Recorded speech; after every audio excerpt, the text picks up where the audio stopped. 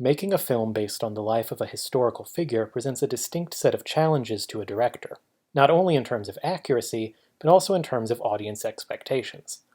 Not only does the viewer already know who the protagonist is, This is Malcolm X. They most likely know what's going to happen to them as well.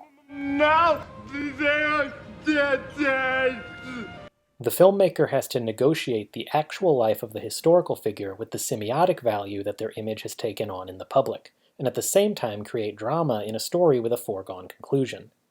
How does one tackle what seems to be inevitable? You might play with the audience's expectations, making them think they know what they're seeing when they really don't. The president has been shot.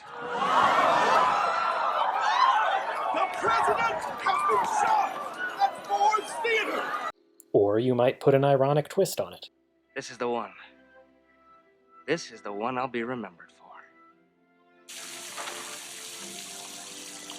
Or you could do what Spike Lee does and foreground the sense of inevitability to raise questions about the nature of legacy and image making. Spike Lee's films tend to deal with conflicts and discrepancies between multiple perspectives.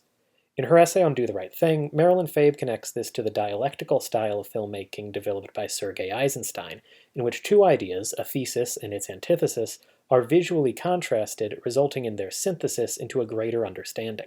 Lee's 1992 film Malcolm X takes a similar approach in order to convey the development of its central character.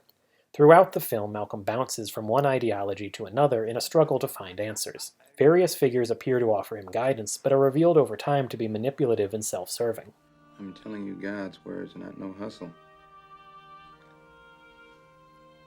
You remember that, Brother Baines? That's what you told me in prison. I'm telling you God's words, not no hustle. After breaking his ties with the Nation of Islam, Malcolm goes on pilgrimage to Mecca.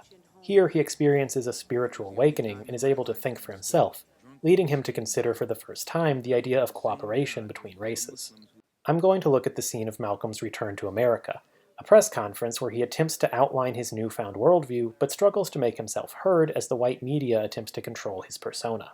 Lee uses the editing, staging, and cinematography in this scene to not only convey this struggle, but to imply an end to the dialectical mode that has been present in the film thus far as Malcolm's image becomes solidified.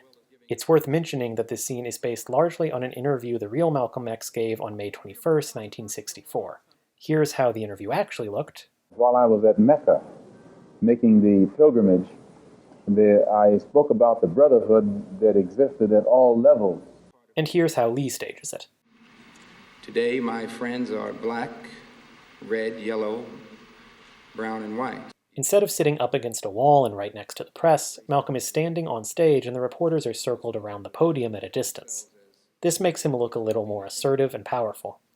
More importantly, he is surrounded not just by his security, but by his family.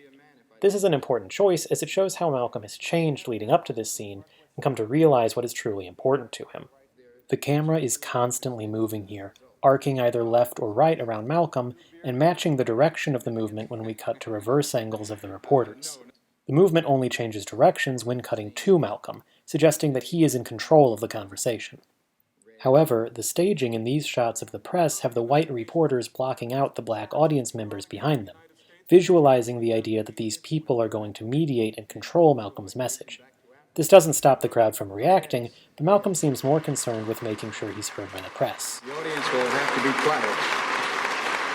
Please. Here Lee cuts to black and white diegetic news footage of the event, evoking a sense of authenticity while reinforcing the idea that Malcolm's image is being mediated. Malcolm is framed much more tightly here, separating him from the broader context of his family, and this jerky zoom out makes the audience feel the cameraman's presence, reinforcing that this image is being controlled. Lee is setting up a dialectic here between the real Malcolm X and the image of Malcolm X, but rather than synthesis, one idea poses to replace the other.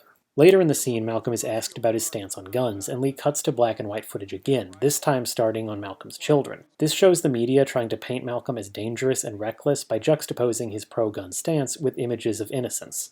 Malcolm gives an indirect answer, but the reporters press him on it, emphasized by a zoom-in and a flashbulb. What about the guns, Malcolm? His refusal to disavow armament proves his undoing, and the conference is interrupted by... So then you are still an extremist. Get your hand out of my pocket! Anyone in the audience familiar with the circumstances of X's death will recognize this as part of his assassination. The line's presence here then takes advantage of the audience's knowledge. At first we might think that Lee has chosen to move the assassination up by several months and relocate it, but the man quickly storms out. As he does so, we get one last black and white close-up of Malcolm, indicating that once he is dead, only his image will remain. The scene ends with another flash, transitioning into a black and white recreation of this photo. Regardless of his attempts to be heard, Malcolm X will be painted by the white media as a militant, paranoid reactionary. In this scene, Lee draws attention to how the audience's understanding of the historical Malcolm X and his legacy is based largely on images and accounts manipulated from a white point of view. But the interruption at the end of the scene serves as an indicator that Lee too is simply creating an image of Malcolm. I mentioned earlier that this is based on a real interview. The questions and answers in the scene are adapted from quotations, but even here there are a few changes which show Lee's creative license at work. When Malcolm answers this question about his beard, does your new beard have any religious significance? No, not particularly, but I do think that you'll find black people in America, as they strive to throw off the shackles of mental colonialism, will also probably reflect an effort to throw off the shackles of cultural colonialism. Lee inserts a clarification of Malcolm's position where it was not present originally. I believe that a mental and a cultural migration back to Africa, not necessarily a physical migration, not at this point, but... And look at how Denzel Washington plays this moment compared to the real Malcolm. Malcolm, are you prepared to go to the United Nations at this point and ask that charges be brought against the United States for its treatment of the American Negroes? Oh, yes. Oh, yes. The audience will have to be quiet. Please. Oh, yes. Please. I think you're right in my camera. The audience will have to be quiet.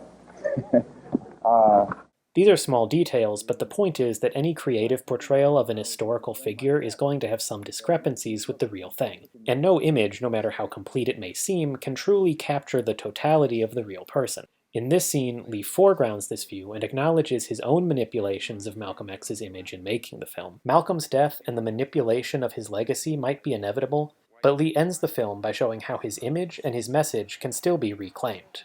I'm Malcolm X! I'm Malcolm X. I'm Malcolm X! I'm Malcolm X. I'm Malcolm X! I am Malcolm X! I am Malcolm X. I am Malcolm X. I am Malcolm X! I am Malcolm X.